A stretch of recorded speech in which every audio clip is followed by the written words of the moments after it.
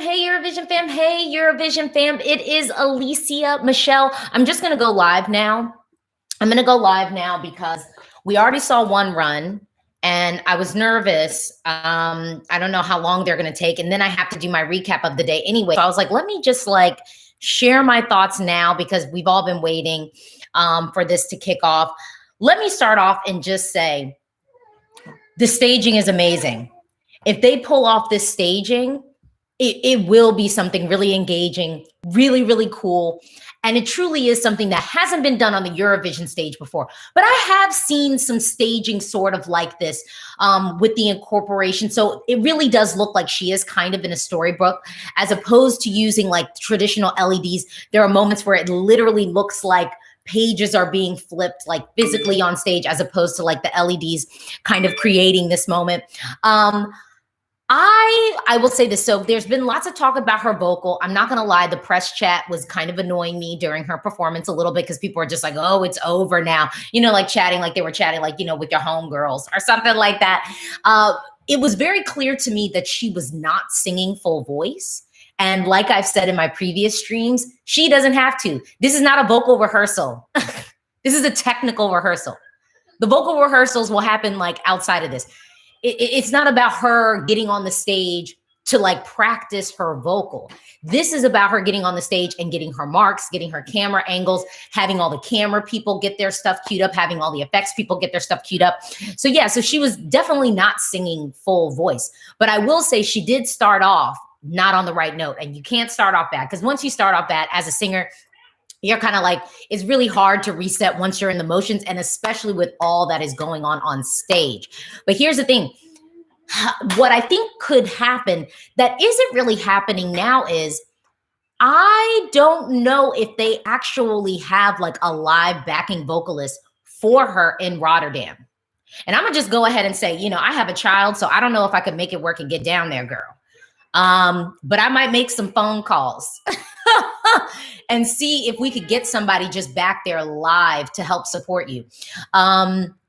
Because I do think it needs like a live backing vocalist anyway. I really do feel like we kind of need that, especially with all that is happening on the stage. Pascal says people were complaining on the vocals, but I think she was very busy with all the staging and camera work and didn't fully focus on the vocals, because again, this is not a vocal rehearsal. I mean, the thing is though, the vocals have to be clear and clean. So she needs to get it together and get it together quick, you know, so that then, you know, it'll be fine. I don't know. I'm just not completely worried about the vocal. And I know tons of people are. The thing to me is vocally, it isn't really that challenging of a song, notes wise. It really isn't. But with all that is going on stage, they've only made it harder for themselves with this staging. But honestly, I love the ambition, because I do believe that the ambition should be rewarded.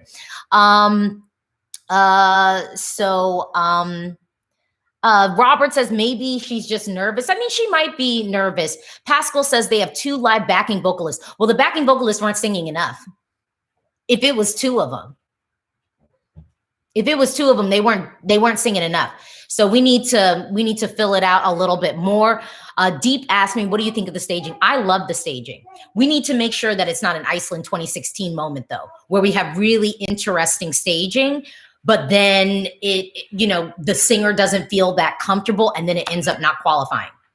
You know, so Lesley's going to have to really, really get comfortable with it. And honestly, it's a lot. And actually, it's more than what Greta was doing in 2016.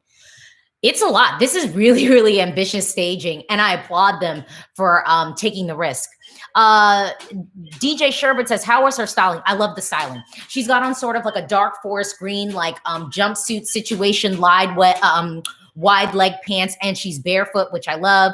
And actually, like being barefoot on the Eurovision stage is actually like a secret thing. Like it's kind of a thing that people who are barefoot. Emily DeForest, Loreen was barefoot. Anouk was barefoot. Yeah, Anouk was barefoot. And honestly, she needs to be barefoot. Just, I think that'll help to ground her and feel a little bit more comfortable. Harry Review says possibly her singing was bad because she was saving her voice. She was definitely saving her voice. Pascal says she looked amazing. Yeah, she looked great.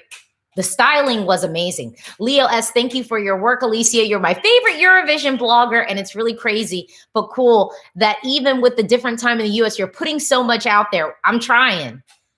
Woo! I'm trying. DJ Sherbert says Lulu for the UK was also barefoot. Yeah, I'm telling you, it's a thing. And what else? Oh, what other comments do we have here?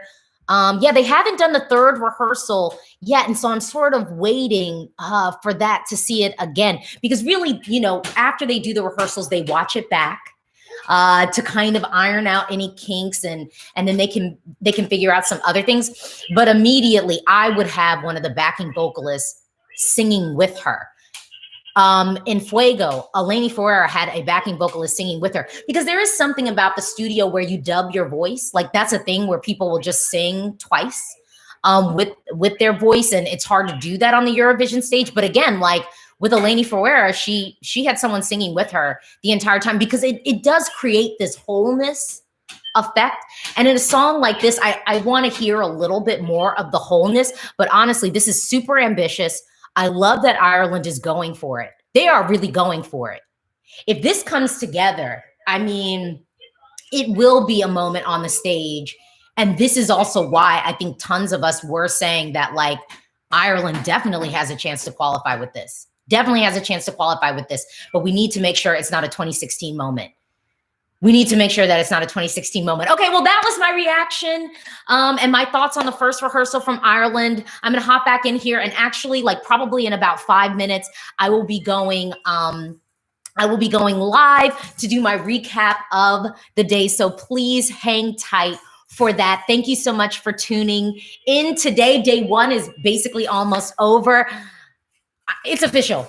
I am hyped. And honestly, tomorrow is going to be insane. We've got some heavy hitters coming tomorrow. So if you haven't already subscribed to my channel, please subscribe. I've got so much content coming for you.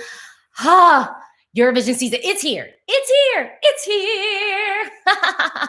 Bye.